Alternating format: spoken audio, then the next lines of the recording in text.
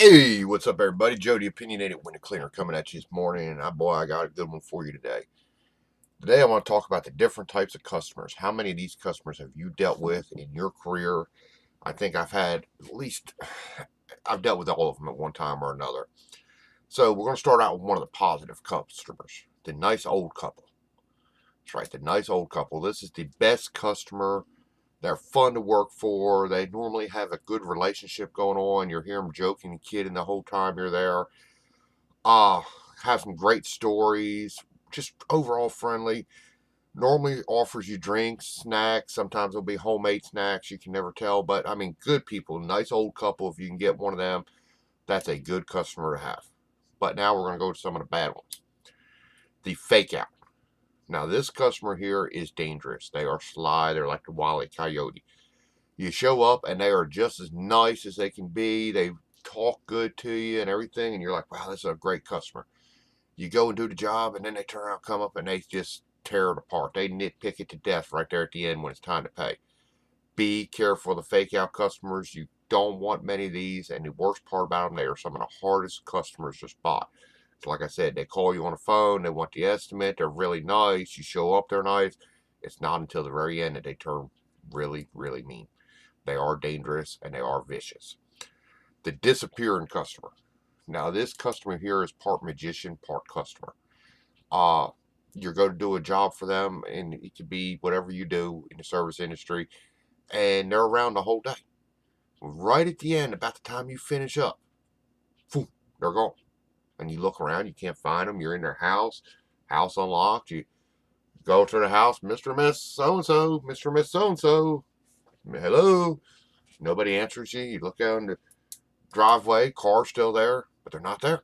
So you wait outside for about 30 minutes, hoping that they show up. They don't show up. You finally leave, and it takes you about 30 days to track this customer down to get paid. The disappearing customer, if you're running a small service business and you don't have a lot of overhead or a lot of money saved up in the bank, be careful of this customer. It can hurt you badly. Uh, the working class customer. Now, this is a good one. If you get one of these customers, I would advise you to hang on to them. The working class customer is the customer that works for a living. They do manual labor or actually get out there and work with their hands. They understand what you're doing. They understand that, you're out there hustling, trying to make a dollar. They get all that.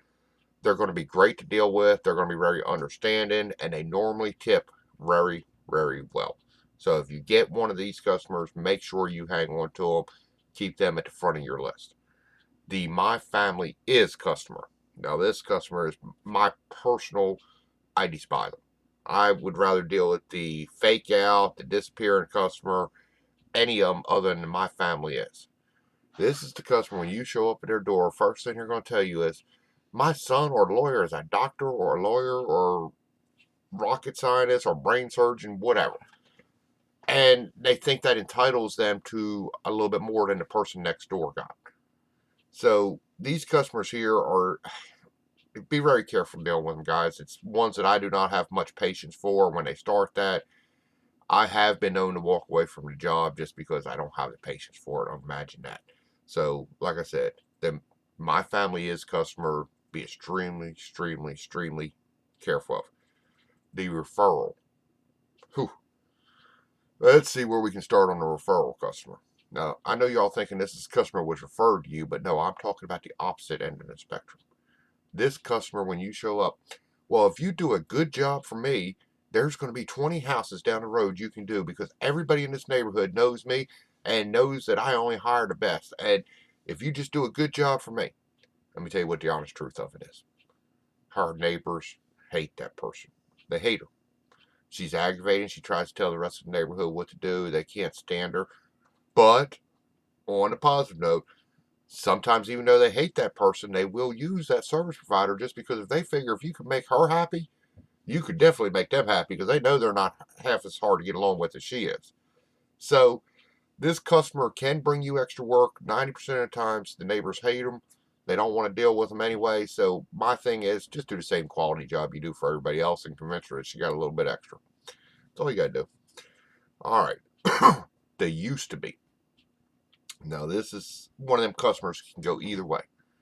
This is a customer that, suppose you're a window cleaner, you pull up and they tell you, hey, I used to clean windows for a living. I owned a successful window cleaning company before I retired. Good deal. Or you're a painter and they used to paint, or you're a landscaper and they use landscape, pressure washer, you get the hint. This can be a very good thing because they can understand what you're doing and you can communicate with them. Or it can be a very bad thing because they're going to try to nitpick everything you're doing and you're not doing it the way they used to do it 30 years ago. So you got to be very careful with the used to be. I kind of like the used to be's because I like to hear stories from the old days, but at the same time, I've run into some of them that you just can't please because it's like they go in flashbacks and think they're running their business again all over. So just proceed with caution. The appreciative customer. Rarest customer you will ever find. If you happen to find one of these, I would recommend you call into your local org for your industry, report it, let it be known, because this is a rare find. They are worth their weight in gold, and you're just not going to find them anymore, guys. They're not out there like they used to be. So if you do find one of these, hang on to it.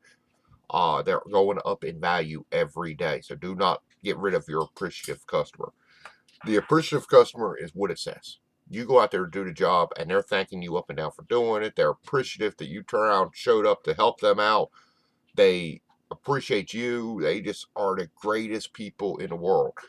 You feel like, you just want to do so much for them because they're so appreciative. So, like I said, these customers here, guys, if you can get one, congratulations, hang on to them. Now, the last one I want to talk about is the lonely customer.